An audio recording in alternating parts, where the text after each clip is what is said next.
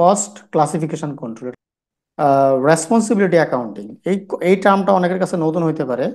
আমরা জানি যে প্রতিটা অর্গানাইজেশনে বিভিন্ন ধরনের রেসপন্সিবল লোক থাকে। সো কাউকে যখন আমরা একটা পার্টিকুলার ডিপার্টমেন্টে বা একটা ফাংশনের জন্য যখন বলবো যে ভাই তোমার এই ডিপার্টমেন্ট বা তোমার এই ফাংশন, এটার জন্য তোমার এত টাকা খরচ, এটার জন্য তোমাকে রিপোর্ট করতে হবে, খরচ কমাইতে হবে, বা এই তোমার খরচ বাজেট, তখন এটা রেসপন্সিবিলিটি অ্যাকাউন্টিং এর পার্ট হয়ে যায়। তার মানে আমরা প্রতিষ্ঠানের বা পার্সোনাল রেসপন্সিবিলিটি ওয়াইজ অ্যাকাউন্টিং করতেছি। তো এখানে এটাই বলা হয়েছে, assign cost to managers or department responsible for controlling those cost. So responsibility accounting এর মাধ্যমে আমরা অথবা একটা ডিপার্টমেন্ট হেড আছে, ডিপার্টমেন্ট হেডকে বললাম যে ভাই দেখো, আমার যে প্রতিষ্ঠানে পুরো বছর এত খরচ হয়, তার ভিতরে তোমার ডিপার্টমেন্টের খরচ এত। সো এইটা কন্ট্রোলের দায়িত্ব, ম্যানেজার দায়িত্ব তোমার। সো এটাই রেসপন্সিবিলিটি অ্যাকাউন্টিং এর আন্ডারে একটা টপিক ডিসকাস করা হয়েছে।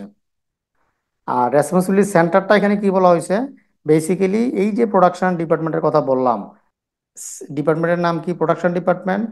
সো ওইটাকে রেসপন্সিবিলিটি সেন্টার বলা হয়। ডিপার্টমেন্টাল ফাংশন হোজ পারফরমেন্স আমরা মেজার করতেছি, ওইটাকে বলি আমরা রেসপন্সিবিলিটি সেন্টার।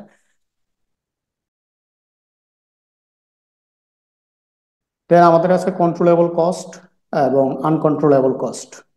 যে কন্ট্রোলেবল কস্টটা বেসিক্যালি আমরা যেই কস্টটা কন্ট্রোল করতে পারি। সো কন্ট্রোলেবল কস্টের ভিতরে ওভার টাইম কস্টটা বা লেবার কস্টটা, লেবারের যে ওভার টাইম, সেটা যদি ওর প্ল্যান থাকে দেন ওই কস্টটা কমায় নিয়ে আসতে পারে। 5,000 ঘন্টা ওভার টাইম যদি এক মাসে লাগে, সেটা চাইলে ওরা সাড়ে 4,000 ঘন্টায় ওভার টাইম নামায় নিয়ে আসতে পারে। সো দ্যাট মিনস এটা আমরা কন্ট্রোল করতে পারি। আনকন্ট্রোলেবল কস্ট যেটা বেসিক্যালি অনেক সময় কন্ট্রোল করা একটু টাফ হয়ে যায়, যেমন ইনফ্লেশনের কথা এখানে বলা হয়েছে।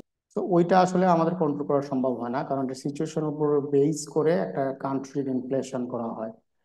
অথবা সামনের মাসে একটা ফ্যাক্টরির রেন্ট বেড়ে যাবে 5%, কন্ট্রাক্টে লিখে আছে যে একটা সার্টেন টাইমের পরে রেন্টটা বাড়ানো হবে। সো সেই ক্ষেত্রে এই রেন্টটা কন্ট্রোল করাটা খুব টাফ হয়ে যাবে। এক্সাম্পলে যদি আমরা দেখি, একটা বেকারি ম্যানেজার, আহ, তার ওভার টাইম আছে কিছু ফ্যাক্টরিতে, সে চাইলে এটাকে কন্ট্রোল করতে পারে। কন্ট্রোল মিন্স কমাতে পারে অথবা কিছুটা চাইলে বাড়াতে পারে। অন দ্য আদার হ্যান্ড, হঠাৎ করে বাজারে ময়দা কিংবা আম, আটা, যেটা আপনার কেক বানানোর জন্য দরকার হয়, ওইটার দাম বেড়ে গেল। তো ওই বাজারটা তো সে কন্ট্রোল করে না।